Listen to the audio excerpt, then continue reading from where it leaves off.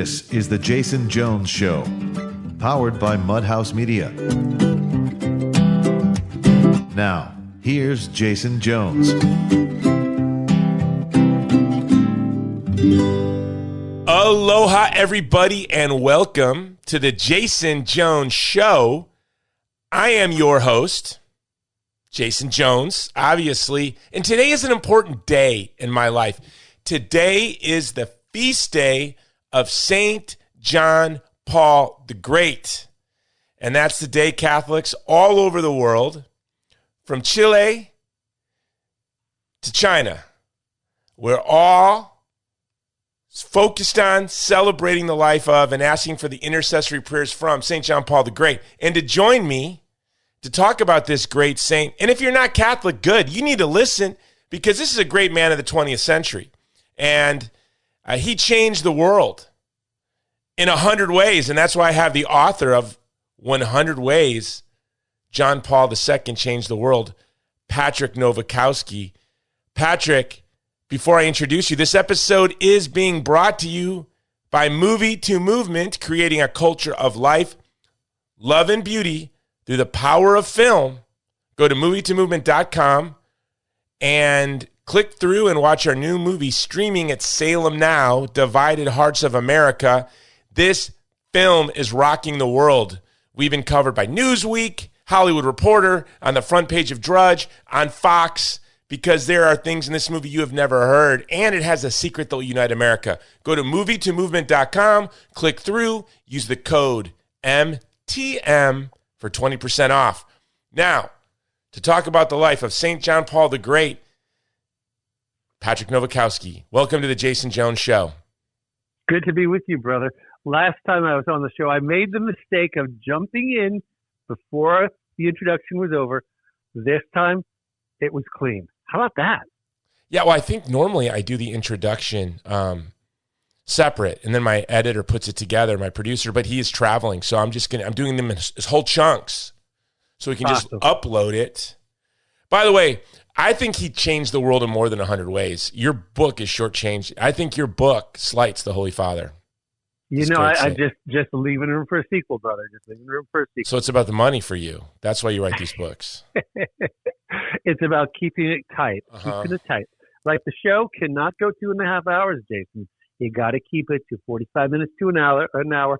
Otherwise, you just lose people. It's too long, too thick. My longest shows, I've had shows 2.5 hours, and we don't lose many people. We only lose that. Yeah, this is true. Slacker fans like you. Oh, you listen all the way to the end?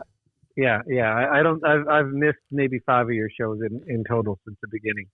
Yeah, that's awesome. I talk till I'm bored, and then we're done. And this has been another episode of the Jason Jones Show. Join us next week. So, Patrick, you're a dear friend. I met you when I've known you for, it seems like forever, but I think it's been at least a month. No, we've known each other for over a decade and a half. About that.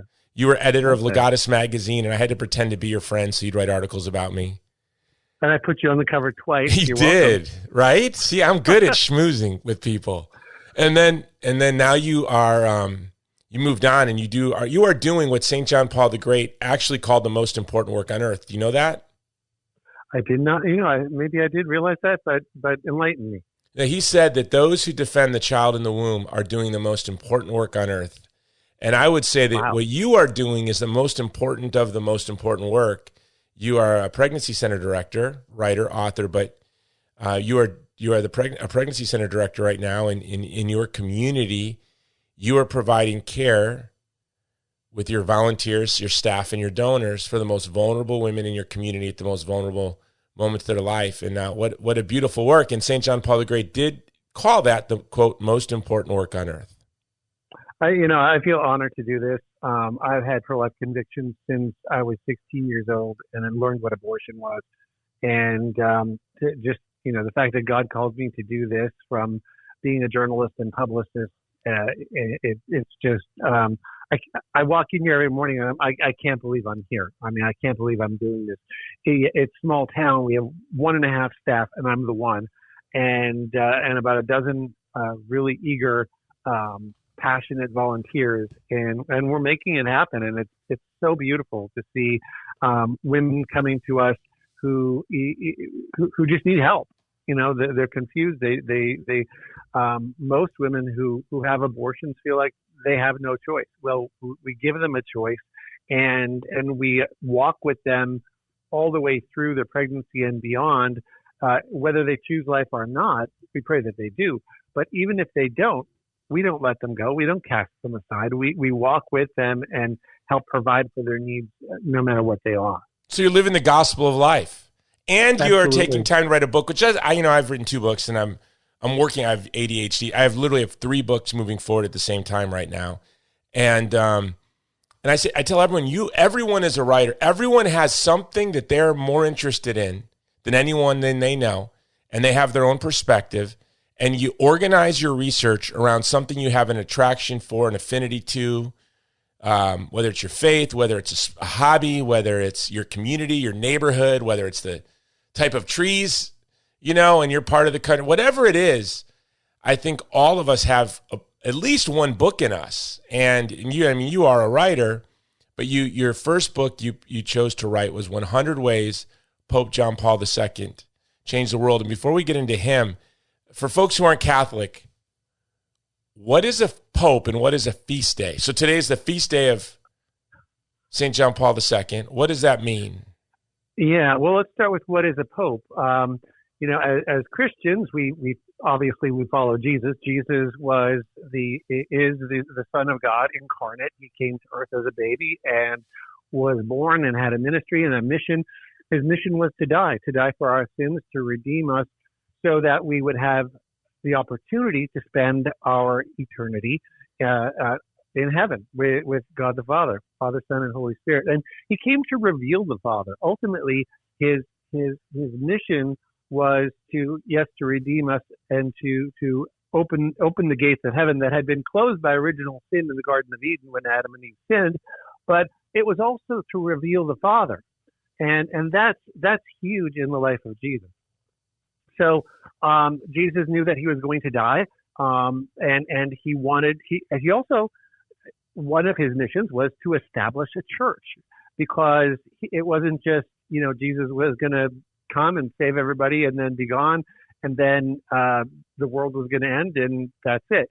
He knew that there would be centuries and centuries after his death and resurrection where people needed to be taught this message that he brought, and to continue to build the kingdom of God on earth.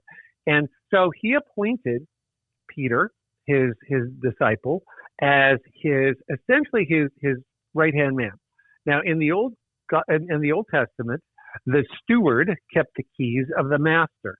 When the master went away, the steward was kind of the prime minister, I guess, or the top guy, the vicar, the chief of staff. Person in charge till he gets back. Yeah, the person in charge. So the master went away. He left the keys with the steward.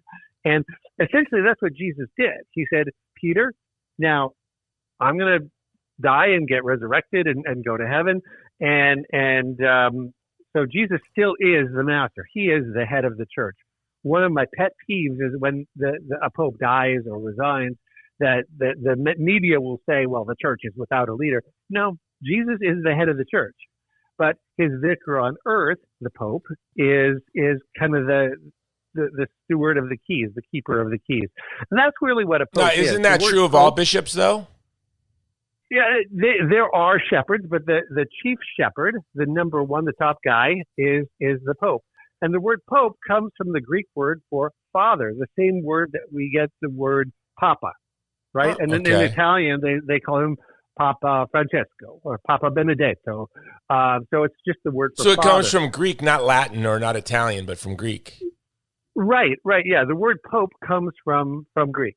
And so essentially that's what a pope is. So that means that's really, or I'm guessing, so the tradition of calling, and he's the Bishop of Rome, right? So the Pope is the Bishop of Rome. Mm-hmm. So I have a bishop, Rome has a bishop, and he's the Bishop of Rome. So how does that make it? How is he different? And how did a Polish guy end up being the Bishop of Rome? And what's the, what's the difference between the Bishop of Rome as Pope and the Bishop of New York? Yeah, so as the church grew from the first century, they saw that it was necessary to establish local churches. So there was a church in Corinth, there was a church in Rome, there was a church in Jerusalem, and each of those had a leader. And the sense was that we needed to have a leader at each local church, but the primacy, the top guy, essentially was always the Bishop of Rome, because Peter went to Rome. He was martyred in Rome, right on Vatican Hill, as a matter of fact, just a stone's throw from where St. Peter's Basilica is. As a matter of fact, his tomb is right under the main altar of St. Peter's Basilica. So I've been there. I think I've been there. Have I been there? Have I been there with you? No, Maybe. we haven't been to Rome together. Not yet. Okay. So that's essentially what a pope is. There are local churches. That's why we have bishops around the country, around the world. Another part of the pope's job is he's the sovereign of Vatican City-State, which happens to be the world's smallest country. It is 100 acres set within the city of Rome. He is essentially the king of Vatican City-State. He's got a whole 100 acres to himself. There are farmers out there that have a lot more than 100 acres, but the Pope has his 100 acres that he is the leader of. And as you said, he's the Bishop of Rome. He's really not the CEO of the church. He is the leader of the bishops. They call him the first among equals. So bishops, in a sense, are all equals because they are all, in a sense, technically, air quotes, sovereigns of their diocese. And I love that idea, right? So a bishop is he is really responsible for all of the Christians that are baptized, not just Catholics, right? Yeah, because he's called the universal shepherd, right? So he is each bishop is a shepherd of their diocese. It's their job. Like, you read the Bible, you see that Jesus says the good shepherd lays down his life for his flock. He doesn't eat off the fat of the land. He doesn't use the sheep for his own benefit. He leads them to green pastures. He helps them to prosper spiritually, which is really what his job. He's the spiritual shepherd, right? So a bishop's job is to ensure that his flock is being spiritually fed and to make sure that they're receiving the sacraments and the fullness of the teaching of the Catholic Church. That's his job. And the Pope's job is to make sure that all of these shepherds in their individual churches are doing their job.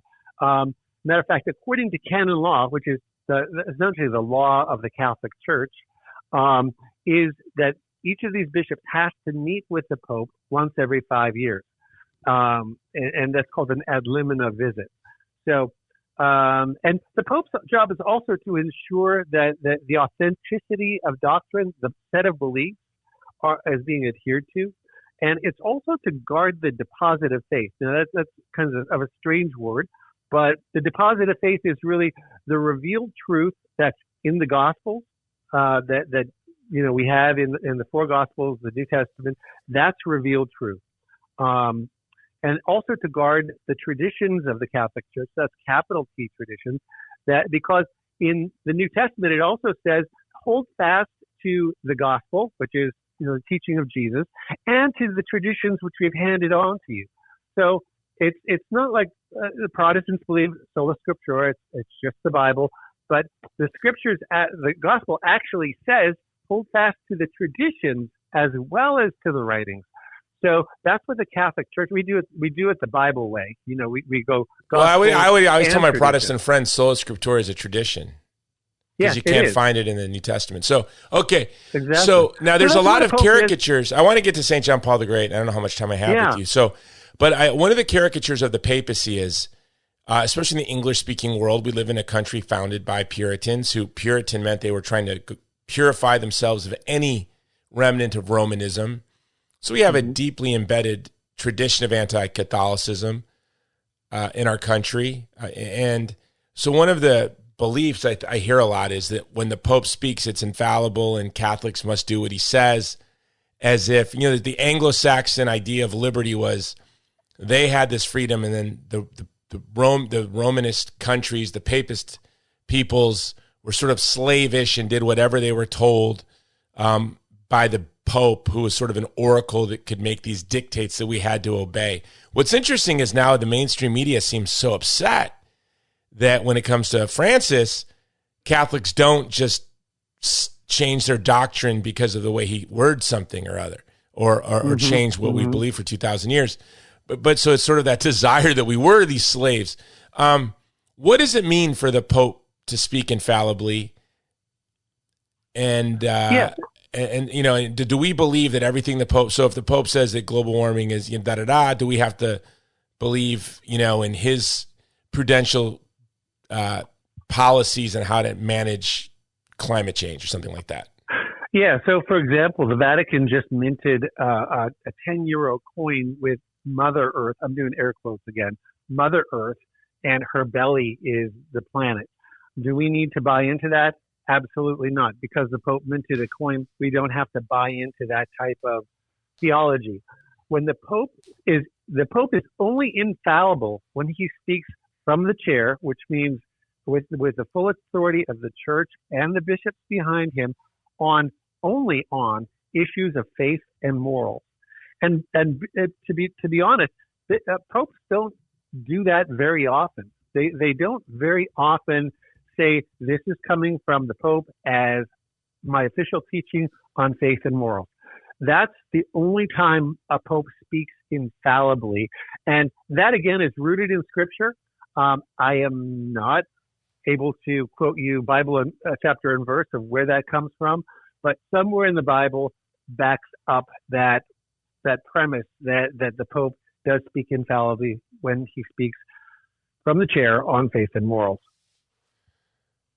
All right, and it's only been done once since like Vatican I, I believe. So it's not something that's happening all the time. So we as Catholics don't sit here and wait.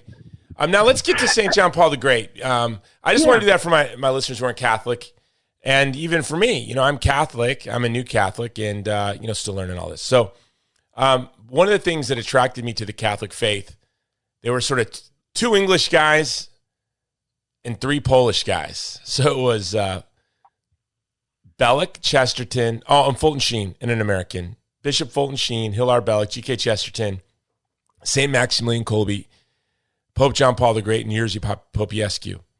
And so when I wasn't Catholic, I read Evangelium Vitae, the Gospel of Life, which was published March 25th, 1995. I know that because it's my son's birthday. And I read it while I was an undergrad. And it really impacted me, moved me to start reading other things the Pope wrote as an atheist. And I read Love and Responsibility, which really challenged me. So you the first book that you chose to write of all the things in the world you could write on is on this man. And so I'm guessing that he was important to you in your faith. Yeah, he was. And interestingly, his impact on me happened when I was about 16 years old. 1984, he was the very first pope to ever visit Canada, and where I grew up. And I had the chance to go with a group of church ladies to go see him, I think in Winnipeg or Edmonton or something, and I didn't do it. But during that time, I had this really profound dream that he came to our house and he gave me a hug. And it was one of the most vivid dreams I've ever had in my life. You're a weird kid. Still to this day. I know, right? I mean, I was just an average teenage kid who went to church on Sunday and went to confession. So you weren't really you were not like. No. Were your parents into their faith? Like, were you well formed, or were you cultural Catholic or sort of brackish? Goodness, no. My parents, we were Sunday Catholics. We prayed the Rosary pretty much every other week or so, but it wasn't like we weren't fervent, well-formed Catholics. We were just like, we bought into it. But me, I mean, goodness, I went to parties, I got drunk, I drove drunk, I did lots of stupid stuff when I was a teenage kid. But despite all that, this dream never left me. Okay. And then when I was in my late 20s, I had the chance to go to Rome. I was working for a Polish order of priests and brothers and Marian fathers in Stockbridge, Massachusetts. And I had the chance to meet John Paul II. And at the time, I was the webmaster of Marian.org, their website. And so what I did was I got this white leather folder, got it gold embossed with the Pope's logo on it, his coat of arms, and printed out some of those pages. And I brought it with me. And when I had the chance to meet him, I actually went to mass in his little chapel in the papal apartments of 30 people this one morning, October 1st, 1997. And then after mass, he came out and I stood beside him for 60 seconds and I showed him my work. And he said, thank you, and pressed the rosary in my hand. One of the best days of my life. And beautiful. Now, was it because you were Polish? Was it a little ethnic pride there too? A little. But, it's interesting. My grandparents all spoke German. So they didn't consider themselves Polish, even though the name was Polish, because they were German-speaking Poles from the north of Poland. They left there 200 years ago, and everybody spoke German. Do you want to know what's so interesting? Okay, about that. When I did my DNA, I have no Polish. I had to tell my dad, Dad, I think we need to reassess our relationship with each other. Your grandmother was from Poland, and you may not be my dad. Like I said, I don't know what's going on here. I don't have any. I'm not Polish. And, of course, he is my father. The rest of the DNA it became this mystery. But then as I looked at the census and the immigration documents of my father's grandmother, she considered herself Polish. She spoke Polish. She came from Poland. She moved to America and went to a Polish parish, but she met a German boy and they got married. So she was ethnically German, but from Poland. And so in her first census and in her immigration documents, when they asked her nationality, she put Polish. But interestingly enough, in future census, when they asked her that, she put German because, of course, she understood it. I mean, it's pretty easy to conclude that when she came here and they asked her nationality, where are you coming from? Poland. But when they asked her when she's an American, now she looked not to her where she came from, but what is her ethnicity. So you're the flip side. You had German-speaking Polish grandparents, and I had a Polish-speaking German grandmother. Very, very interesting, right? And, we allow the ideology of National Socialism and the ideology of the 20th century. We think that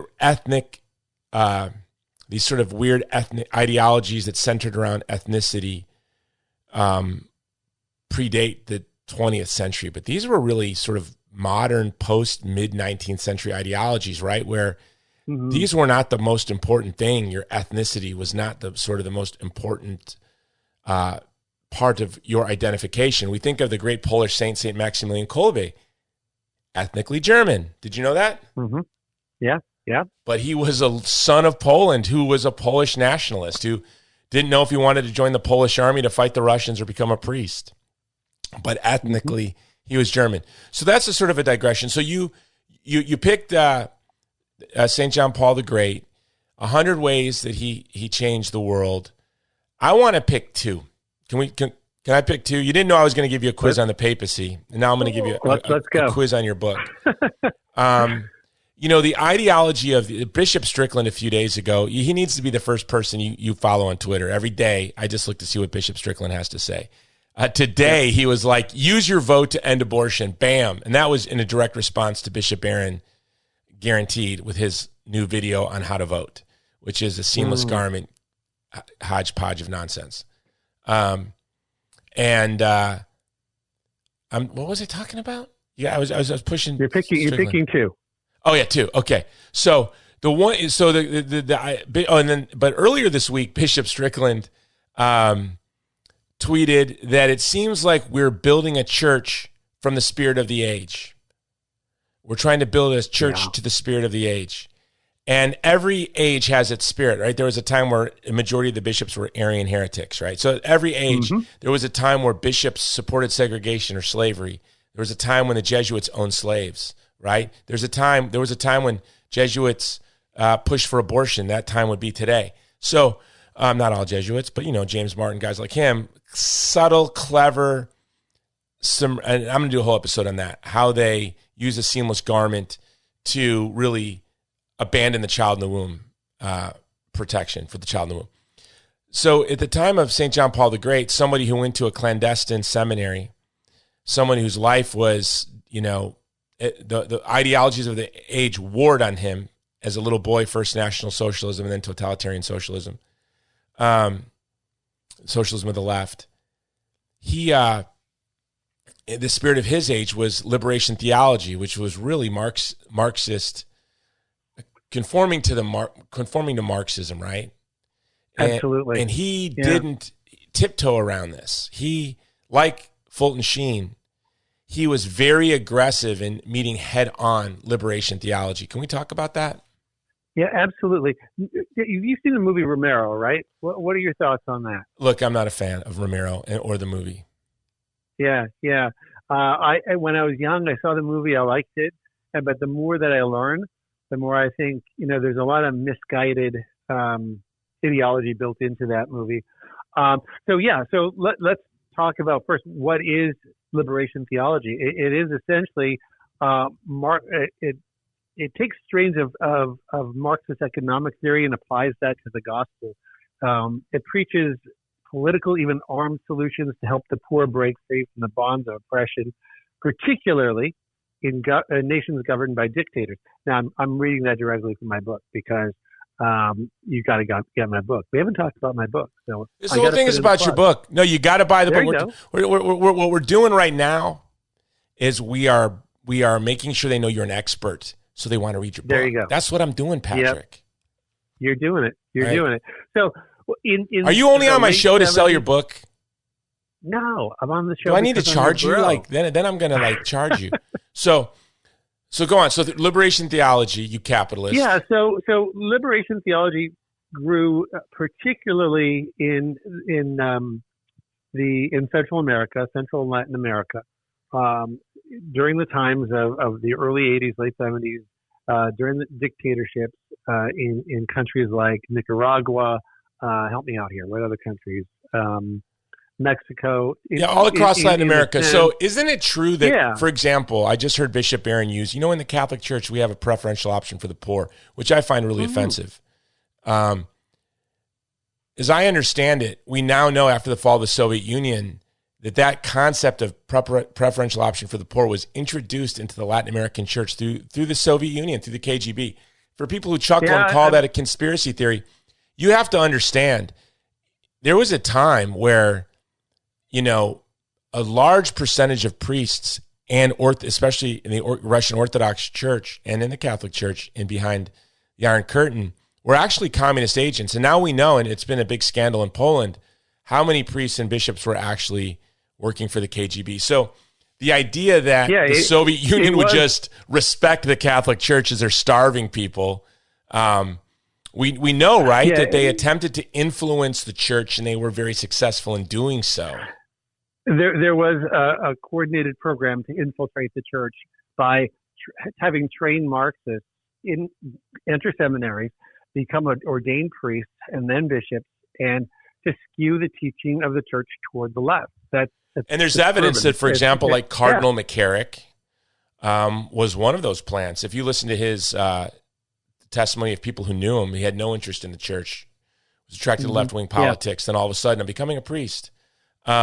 And we saw that. So he stood up to liberation theology. I mean, he knew John Paul's first trip abroad of his papacy in 1979. Again, he was elected in October 1978, and his first trip was to Mexico. And he had this meeting with the bishops of Mexico. And I'm going to quote from him right now. He said, "The idea of Christ as a political figure, a revolutionary, as the subversive man from Nazareth does not tally with the church's catechesis." So that was just his first volley in this assault on liberation theology, which really says the church needs to take up arms and fight against dictators and get involved in politics and overthrow these dictators. But John Paul II, the big theme that goes through his fight against liberation theology is that man's greatest struggle should be against liberation from sin, not dictators. And if we're working out of love to overthrow sin, then we're going to win the battle. And there'll be martyrs. Yeah, it's not going to be pretty. But in the end, we will conquer with love. With violence, we will always lose. And he was right. Well, and by the way, behind the Iron Curtain, he advocated the same sort of thing, that they were able to throw off the yoke of totalitarian socialism in Poland through the Solidarity movement, which I think is a better representation of Catholic social teaching than... Yeah, I mean, there had been decades and decades of Vatican policy that was called Ostpolitik, which was basically kind of, let sleeping dogs lie, don't kick the dog, just, the Soviet Union is what it is, and we kind of just have to, not confront it because it could get ugly. When John Paul II came out from behind the Iron Curtain, he came from Poland. It was a communist country, part of the Soviet bloc. In 1978, when he was elected, first and only bishop from behind the Iron Curtain to become Pope, he had a different tact, he had a different perspective on that, and he was confrontational, but not with violence, but with love, with preaching the gospel, preaching truth, and working his diplomatic channels, and it worked. He was elected in 78. Even though surrounded by spies, even though they put a KGB agent put a bullet in his body, even though they were killing priests like Father Jerzy Popescu, beaten to death by the KGB. And yet, in Europe, when we were fighting the left, the totalitarian left, I would say that in Poland, the Solidarity movement was rooted in authentic social teaching. So I don't think it was so much the Pope didn't want them to stand up to these thugs and dictators in Latin America, but that draw from the church's teaching, not from Marxism. Yeah. And that's my problem with the preferential option for the vulnerable. I mean, for the poor, I changed it to preferential option for the vulnerable. I've written a lot about this over the years, and I hear more and more people using it. When you say preferential option for the poor, first of all, what does that even mean? And I think it's dehumanizing to the poor. I think some poor obviously are vulnerable. Some rich people are vulnerable, right? Mm-hmm. And we want to be thoughtful and not put people in, class or race, sort of these boxes where we're putting you there. I don't even know what that means, right? Like, was I poor as a high school dropout, single father? No, I don't think so. People would have said I was poor, but I wasn't poor. And I qualified for food stamps, which I never took, or all that never took, but qualified for all of that, never saw myself as poor. And I didn't need some do-gooder middle-class kid with a degree from, Fordham coming and telling me I was take pity on it. I knew I had a plan. I knew I was free. But you could be rich and Jewish and living in Paris in 1940. You're vulnerable. You could be wealthy and Chinese and living in Malaysia, and you're vulnerable. So we need to understand your father could be the richest guy in your town and you're being sexually abused. You're a 16-year-old girl. You're vulnerable. We shouldn't just look at someone and go, oh, they're poor. You know what? They might have a strong family unit, a joy and happiness. All their fundamental needs are being met. But are we going to say they're poor? Because they live off of $32,000 a year? No. In fact, I used to think I was the richest person on the earth when people were telling me I was poor, because I felt I had everything in the world I ever wanted, with a family and getting the privilege to go to college. So but again, it's Marxism, right? When you say preferential option for the poor, what you're really trying to do is you're trying to pull the church into class warfare. Mm-hmm. No, I completely agree, and I can relate to that. I grew up on a small farm with 8 siblings, and we didn't have much, but we had each other. We had our faith. We had family, and there was great joy in that. I never felt poor one day in my life. And you weren't. People would have called you poor, right? But you weren't. Yeah. Oh, they did. Yeah. Right. So, and again, it's how many people do we know that think of that they're advocates of liberation theology, that are writers in the Catholic space, that have degrees and graduate degrees from good schools, and they see themselves as the poor, and the state's job is to care for them. It's really gross. But here we have a pope that fought that. Yeah, absolutely. I think you were going to tell the story, right, when he went to Mexico? Yeah, so I was telling the story when his first trip as Pope outside of Italy was to Mexico, and he actually quoted Paul VI, his predecessor, the Pope from the 60s, early 70s, to the bishops. He essentially said that if you trust in violence as a means to restore justice, it's degrading to everybody. And that's just not the gospel of Jesus Christ. There's a distortion, a twist on the truth. And that's why liberation theology is just not authentic. Yeah, it's sorrowful. And yeah. Now, but it was during his pontificate that we really saw in the American church the rise of the seamless garment. So how does that jive with like his encyclicals, especially Evangelium Vitae or the Gospel of Life? Yeah, so I know that the whole seamless garment theology, I know a little bit about it, but why don't you kind of set the stage for what is the seamless garment and that theology? Well, my whole problem with the seamless garment is obviously there's a consistent ethic of life. And I've always seen abortion as not separate. It's protecting the child in the womb from violence, protecting the human person from violence from the child in the womb through natural death. Something I saw sort of as having a blank slate when I was introduced to the issue of abortion. I saw it in like a line of, there was like abortion, genocide, democide, unjust war. I just saw it as just another example of violence to the vulnerable. And so the seamless garment kind of rings true, right? There's a consistent ethic that runs from Planned Parenthood through the Nineveh Plains to the concentration camps of Chinese occupied East Turkestan. And so, of course, it rings true. But what happened was in the United States with Cardinal Bernardine, kind of a nefarious character, there was this idea that they presented that if a politician was pro-abortion, but also supported big government programs to quote unquote care for the poor, well, you could vote for them because those programs would help women, help poor women. They would be less likely to have abortion. So it would be prudent for you to vote for those people. But when you look at it, it was always deployed with the tactic to leave the child in the womb abandoned from violence. And it was the Jesuits around Ted Kennedy consulting him, Cardinal Bernardine, sort of the left-wing groups that mysteriously seemed to lose a lot of funding when the Soviet Union fell. They were very influential in the United States. And in fact, I, as somebody who has written and works aggressively for the abolition of strategic nuclear weapons, different from tactical nuclear weapons, but working for an abolition of strategic nuclear weapons, I don't get any help from the left. Really, I don't see the left talking about it anymore. So when the Soviet Union disappeared, all of a sudden, all of the energy in the Catholic Church in the West to oppose U.S. nuclear missile programs vanished. I wonder why.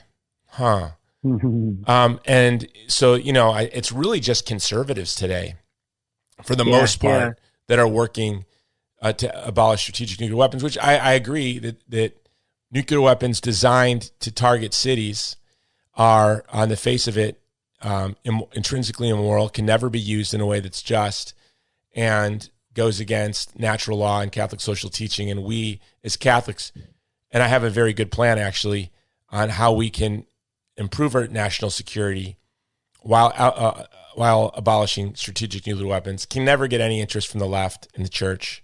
And of course, not much interest from the right, but the only interest I have ever gotten from the right is from the right. But my whole point is, what they'll do is they'll submerge the child in the womb in a swimming pool of prudential issues, and that child will drown. Yeah, and what my take on that is there's a hierarchy of evil. I mean, if you shoot somebody in the face with a bazooka, what we say when we were kids, right? That's a much graver evil than jaywalking. I mean, they're both illegal, right? So there has to be a hierarchy of evils that we're categorizing, and the unmitigated slaughter of the child in the womb is far more evil than neglecting the poor. I mean, right. Well, wrong, right. Obviously, and they both need care. However, one is the taking of defenseless life, and the other is certainly less should be less of an issue, should be less of a primary issue, without obviously neglecting the poor. Or let's look at the border. They'll say, "Oh, the Trump's border policies are anti-immigrant. I would actually disagree 100%. His policies are pro-immigrant because they want to secure the border, which protects migrants from being lured into a dangerous underground economy, shuts down the coyotes, the sex traffickers, at least slows them down. E-Verify makes sure that people are getting legal protections, and everyone working in this country has the same architecture of legal protection. Unskilled American workers, new immigrants, young people, their wages are being undercut. And so I would just disagree. So you can't even, so that what they'll say is, well, he's bad in this, but he's good on that. Well, who says Biden's good in immigration? He said he'll rip up the wall. I think that hurts migrants. Right? I agree. And as a legal immigrant myself, I fully agree with that. By the way, I am against immigration from the North. You Canadians are destroying our culture. They have not built the wall yet. No, you guys are ruining our culture. You come here and you're nice. Yeah. Make us feel guilty. Yeah, all 10 of us, right? Yeah, but you all have like late night comedy shows. So so he stood up against the liberation theology. Did he ever address like the seamless garment head on? You know, that's a great question. I think he did in various ways. I'm not sure that he chose that phrase and went to it, but he did coin these terms: culture of life, culture of death, and he says that you know that the unborn child has the right to life, and that he called it a grave evil so many times, particularly in Evangelium Vitae, and so yeah, I think he did. So let's talk about his life real quick. His mother died when he was young. Yeah, he was almost 9 when his mother died, and then he was. So yeah, let me start. He grew up. His father was a military man. His mother died when he was almost 9 years old, and he was an actor. He was drawn toward acting. He was an athlete. He played soccer, particularly with Jewish kids in the streets, and then the Germans came and rounded up the Jews, and he had this great affinity for the Jews because he knew them. He grew up with them, and so he and when his father died, he was about 18, 19 years old. All of his friends were shocked that he decided to become a priest. They all thought that he would become an actor because the stage was kind of his passion. Well, and he was an actor, right? He wrote plays like The Jeweler's Shop, he wrote plays, he wrote poetry, and yeah. So he went into a clandestine seminary during the Nazi occupation. He was ordained in secret, and then the communists took over Poland, and he was a youth pastor. He worked with young people. He watched them get married, fall in love, have children, and I think that's really the school of his theology of the body, his understanding of, he called it a correct human anthropology, a correct understanding of who the human person is. And that was part of his great legacy is teaching the reality of the human person. And everything grew out of that, his teaching on, he formed World Youth Day because he wanted to teach young people that they have a great inalienable dignity. He wrote Evangelium Vitae for the same reason. He taught the theology of the body for the same reason. And when you talk, we as Catholics, we hear theology of the body, we know it's like, what does the church teach about sex? Essentially. So it's interesting that, a lot of Catholics are like, I just so love theology of the body. I got to be honest. Have you read it? It's rather dense. Yeah. So it's a series of 72 lectures that he gave from the beginning of his papacy in the early 70s through to almost to the mid 80s. And every Wednesday he would have, it's called the general audience. He would come to the window, St. Peter's Square, or he would be in the square, and he would give these talks. And this was his first series of talks on the human person, on how we're created, on how our bodies reveal God and reveal the truths of who we are. And it is not easy reading, but there have been dozens and dozens of books on this, and I do devote a chapter to it in my book. Now, and I think it's yeah, go ahead. No, have you read? So what I was going to say is, I got to be honest, and people are like, how can you say that? I'm like, Theology of the Body to me is absolutely almost unreadable. I feel like there was a committee trying to take his writings and his thinking and making it safe for the world because he was Bishop of Rome, he was the Pope. But if you read Love and Responsibility, something he wrote as a young priest, I think maybe just as an ordained bishop. I mean, Love and Responsibility to this day, when I read it, it sort of fills me with shame and dread of how I lived much of my life. And it really does communicate what sex is and what the human person is. And if we hold to a teaching, the church's teaching that the human person is made in the image and likeness of God, if the human person is so special, then the act that makes the human person is special. And he does I would say it's a more challenging read because it's coming from philosophy, it's coming from reason, and not theology. And he was a brilliant philosopher, so it is a challenge. But I think it's brave and bold and striking. And why would a priest living behind the Iron Curtain, of all the things, we're often told we should get out of sexual politics, we should get out of sex as Catholics.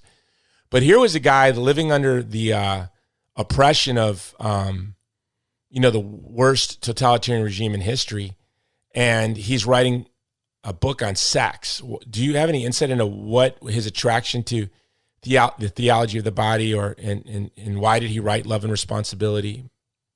Yeah, my sense is that he had some, he would go out in the woods and go kayaking and hiking with these teenagers, and that was kind of his first assignment. He was this youth pastor as a young priest, and he loved the outdoors. And they would, they didn't have their iPods, they didn't have their iPhones, they didn't have anything except each other and great conversation.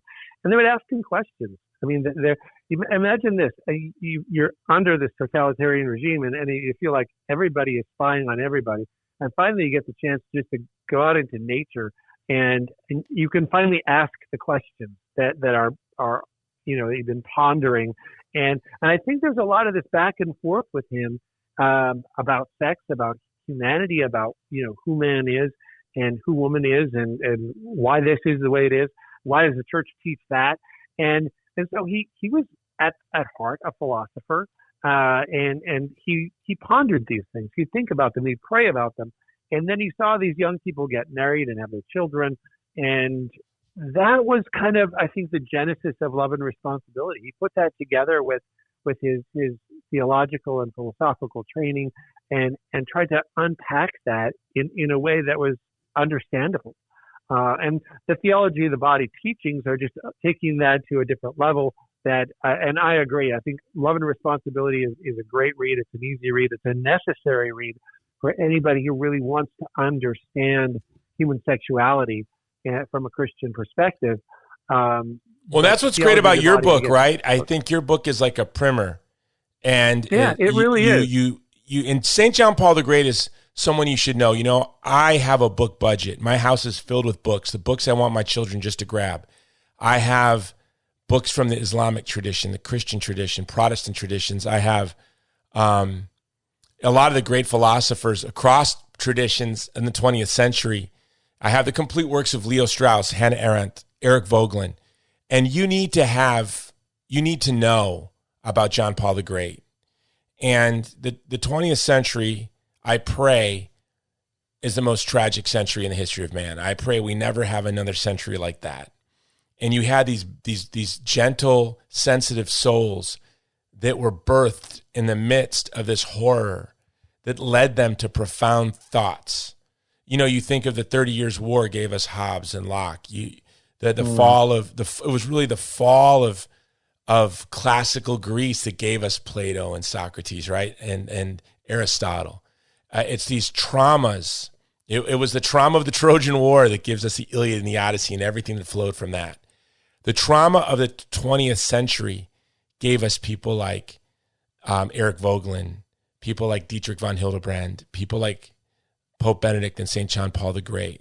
And kind of, when you look at someone like Pope Francis, I hate to really say this, but I think it's true. He's kind of a dilettante who lacks seriousness.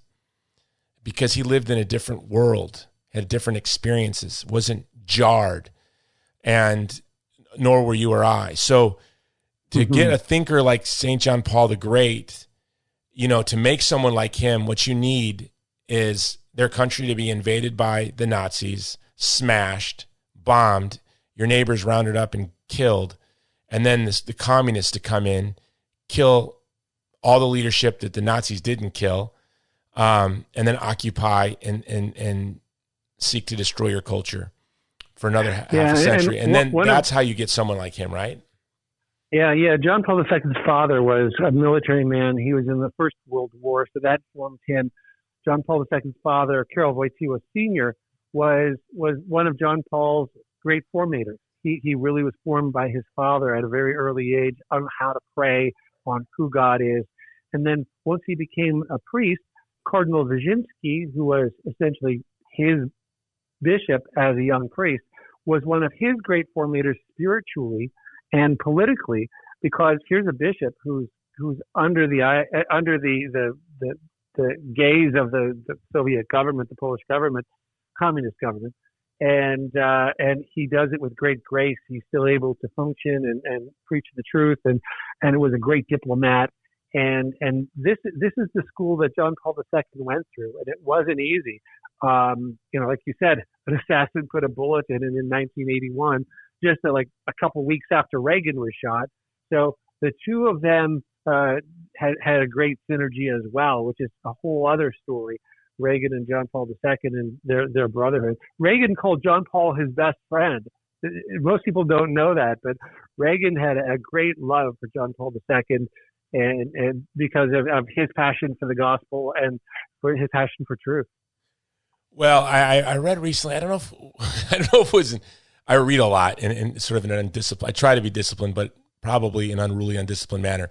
And I don't know if it was an Aristotle or C.S. Lewis, but I just read somewhere that friendship is birthed by the carrying of shared burdens. Amen. Yeah. And so when you think of that, Ronald Reagan from the early 1950s saw that his life's mission, I don't know if you know this, was number one, most people know, was to defeat the Soviet Union. That was his passion. Yeah. And number two. He and Bishop Sheen. Yes. And number two, along with Bishop Sheen, the abolition of nuclear weapons. A lot of people don't know that. And he knew that you had to do the first before you did the second. He's like, obviously you're not going to maneuver to disarm in the face of the Soviet Union, but those were his two passions.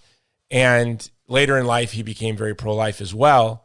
Ronald Reagan, the only president to write a book while in office, wrote a book on abortion. So they did carry a shared burden, I think, in standing up for a culture of life and the great tradition of the West in the face of these just relentless ideologies.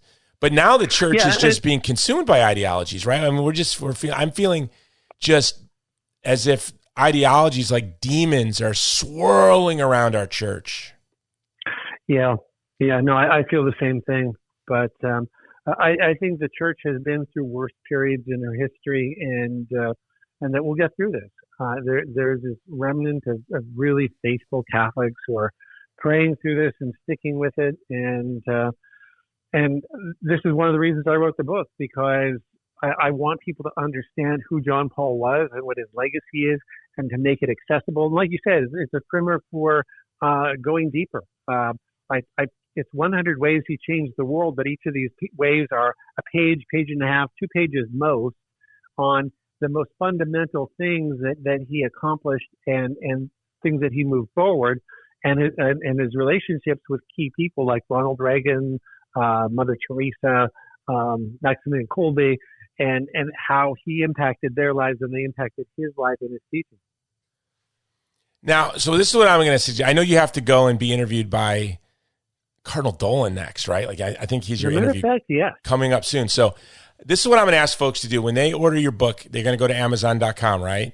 They're going to order your book. Then I also want them to get Evangelium Vitae and Love and Responsibility.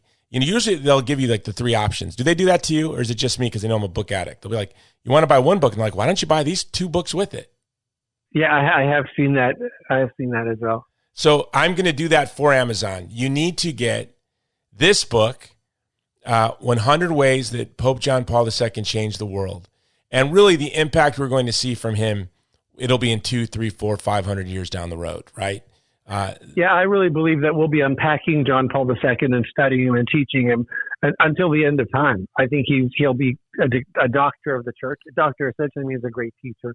There are 34 right now doctors of the Catholic Church. I believe he'll be made one probably within our lifetime. Well, I think we don't understand because we're too close to it. People like Pope Benedict, St. John Paul the Great, René Girard, Eric Voegelin, Hannah Arendt, Karl Jaspers, like these sort of great minds that were just created by the horror of the 20th century are treasures that for centuries and centuries and centuries, people are going to be reading, and just this fascinating time, maybe a new axial age. I think we're living in an axial age. And the greatest minds like Dietrich von Hildebrand and others, and René Girard, we're too close to them to understand how profound their impact is. Other minds that we were told were going to be so impactful, like Freud, right? Just washed away. Yeah. But someone like St. John Paul the Great, that we need to understand because he was a great philosopher, a great theologian, a beautiful human being, somebody who suffered under 2 totalitarian regimes, lost a mother as a young man. So his life in many ways was one of unending sorrow. That's what people forget, that the sorrow of totalitarian, the sorrow of loss of his brother and his father died when he was young as well, I think, right? Absolutely. His brother died when he was about 20. And his father died right around the same time. Right around the same time. And Poland was being partitioned. And then he has to leave his beloved Poland to go to become Pope. And that was a cross for him. But what you were saying resonates with me because great movies and great teachers that last are the ones that teach the truth of the human person. And because that's what we're made as human people, to have truth resonate in our hearts and our beings. So the great writers that you were mentioning, like great films, the ones that resonate, the ones that last, are the ones that teach the truth of the human person. And John Paul II certainly did that. Yeah, his life did that, right? He even at the end, his struggle at the end of his life that he carried with such dignity, it was really, he carried the weight of the 20th century on his shoulders. If St. Maximilian Kolbe was the patron saint of the 20th century, dying in a starvation bunker in Auschwitz, and it was through his death that we showed the world the love of Christ. He showed the world the love of Christ. St. John Paul the Great had sort of a martyrdom of his entire life, being one of sorrow and sacrifice. And I lack empathy sometimes, and we looked at him up there smiling and waving. But when you really look at photographs of him, you can really see that the weight of the world. And my favorite photo of him is on the cover, I don't know if you've seen it, of Love and Responsibility. I'm looking at it now. Mm-hmm. And it's just, you see, well. And he is also, he looks like Poland, right? Like if you were to boil Poland down to a person, it's St. John Paul the Great. Yeah. I think if you boiled us down to a person, it's Donald Trump. So, there's that. But if you boiled Poland down to a person, you get St. John Paul the Great. Yes, indeed. Anything you want to tell us that about St. John Paul the Great that you found out writing this book that you wish everyone knew? Oh, wow. Yeah. So, goodness, so many things. One of the interesting things, you mentioned Bishop Sheen. When John Paul II spoke many languages, he spoke over a dozen languages, I think 14 relatively fluently. He could get by in a couple dozen more. He gave greetings in about 70 languages on a regular basis every year from the Vatican. But when he was starting to learn English, when he wanted to really just dive into English, he studied Fulton Sheen. He watched videos and listened to recordings of Sheen on how he phrased things and where his pauses were, what he emphasized, his inflection. And then he was elected Pope in 78. Now, in September of 79, he came to New York for the first time as Pope.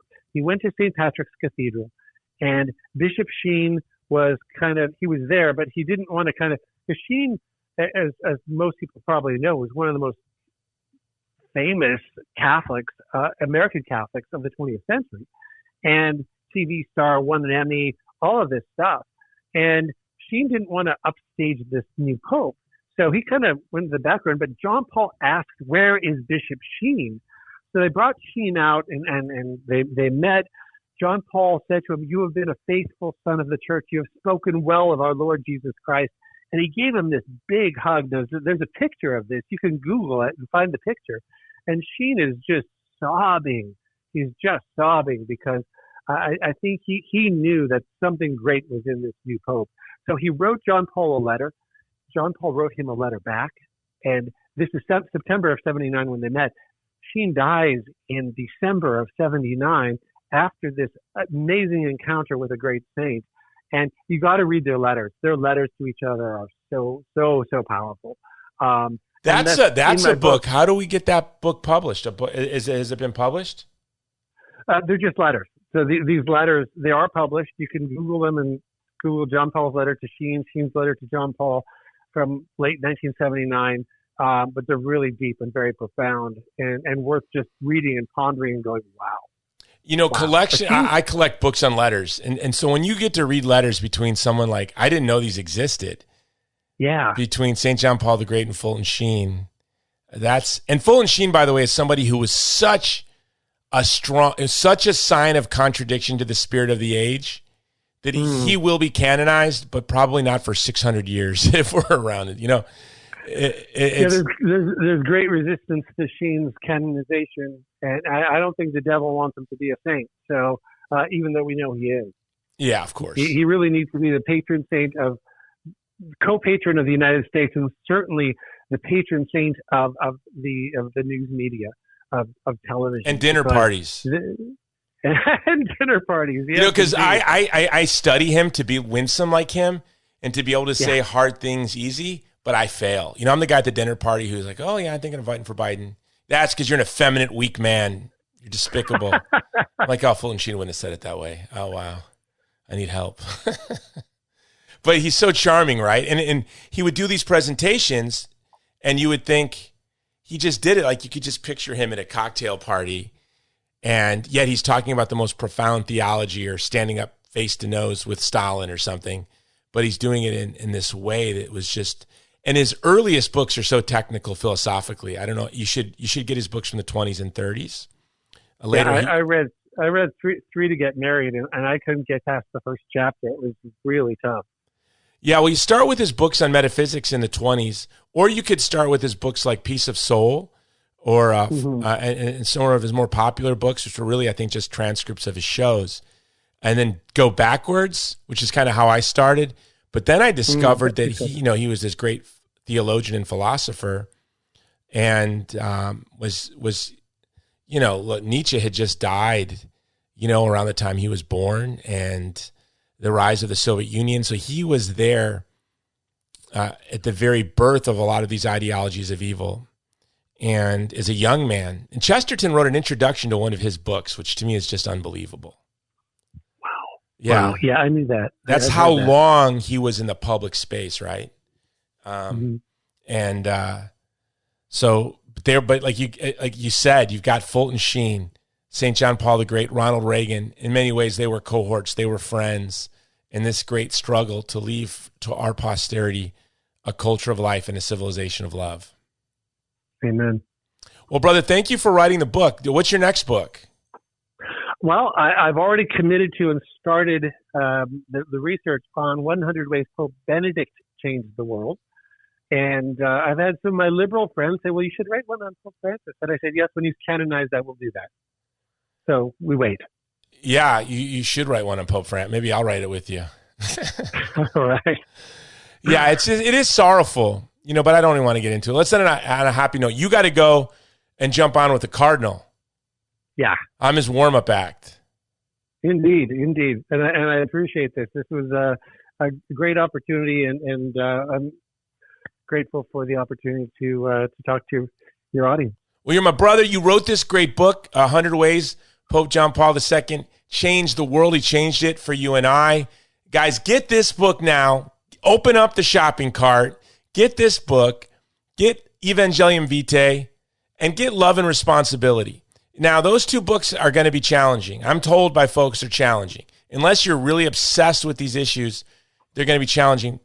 But Patrick's book is a primer, and it's going to give you this broad overview on the life and thought of one of the greatest men of the 20th century that we need to know about just to be culturally literate. But then if you want to go deeper, I suggest Love and Responsibility and Evangelium Vitae. Also, I'm going to throw in a fourth book. My favorite book, actually, we should have talked about it, is Memory and Identity, which was his last book. Oh, yeah. Yeah, it was his last book right before he died. And it's gripping. I mean, if you really want to know the heart of John Paul II, Memory and Identity is a must-have. But could I put in one last plug? If people want an autographed copy of my book, go to booksbypatrick.com, and you'll find the link to my book there, and click on it, and I will ship you a signed copy. Booksbypatrick.com. You're ambitious. You got one book.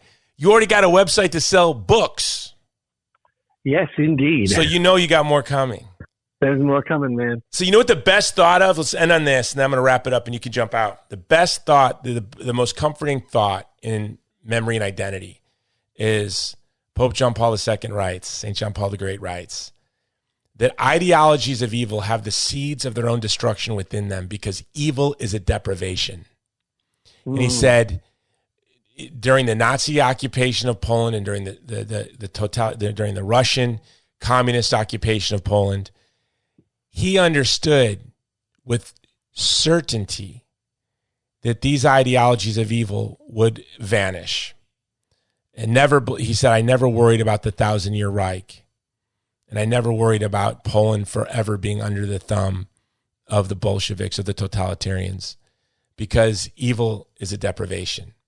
And so when we look at the culture of death and we despair, when we see the rise of totalitarian ideologies again, and we can be tempted to despair, it is so comforting to know that evil is, in fact, a deprivation.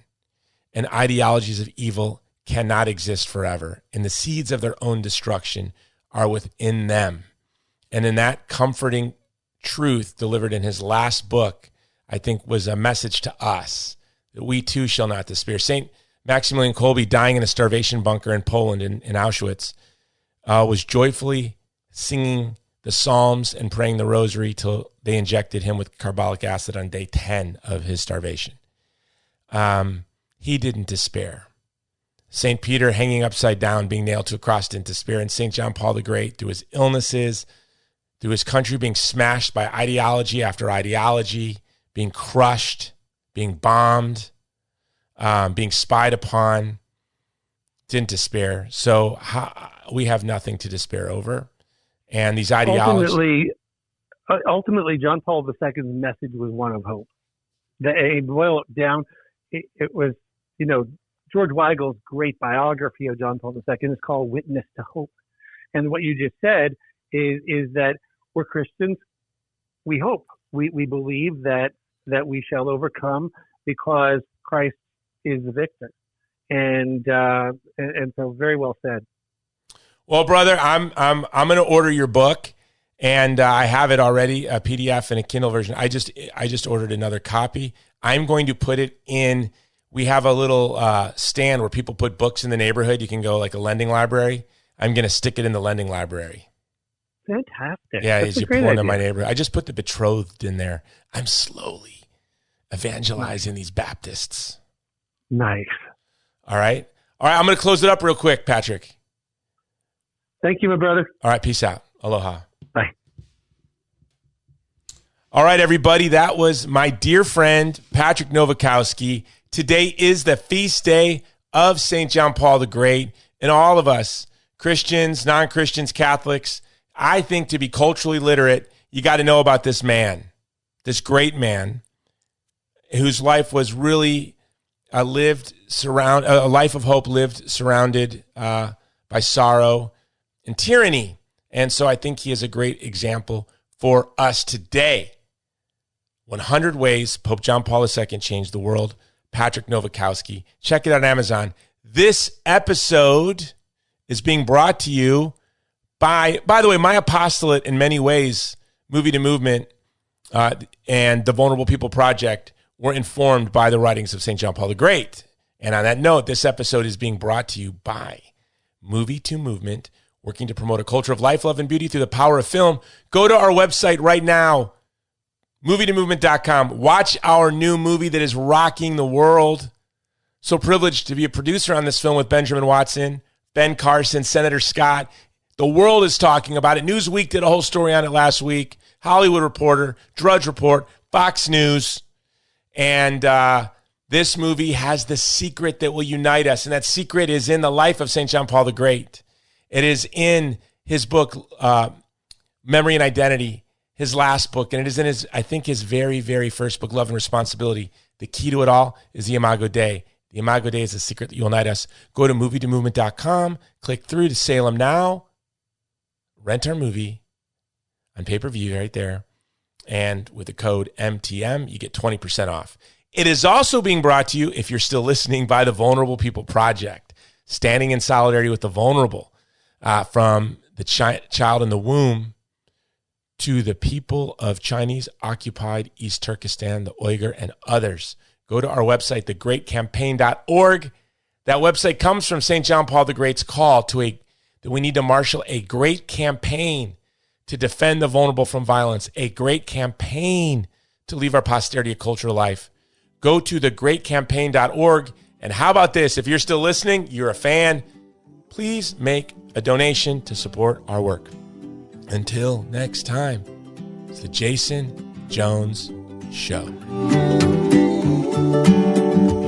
This has been the Jason Jones Show, powered by Mudhouse Media.